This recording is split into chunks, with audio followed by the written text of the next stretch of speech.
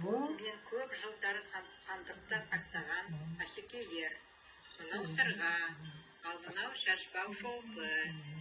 Негізгі шашбауды ересек қыздарға 15-ке келгенде жеңгелері шашқа таққан. Әдемі. Кел қызым, шашынды өрейік. Бұл шашбау. Шашбау қыздың көркі шаш. Шаштың көркі шаш шолпы. Шашбаумен шолпы таққан қыз шаш қалың, әрі тез өседі. Бойын ұстап әдемі әсем боп өседі.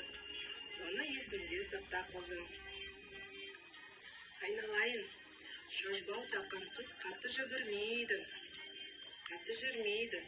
Шолпыны дауысты қатты шықса, әдепсіз қыз деп атаған. Шынында шашынды өріп жүр, шашынды жаймам.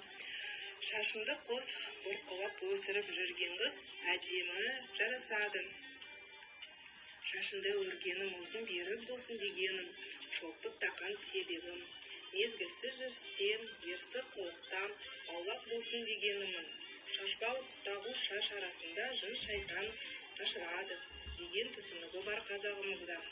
Шолпыны ауыр салмағы бас ауыртпайды, емді қасиеті бар.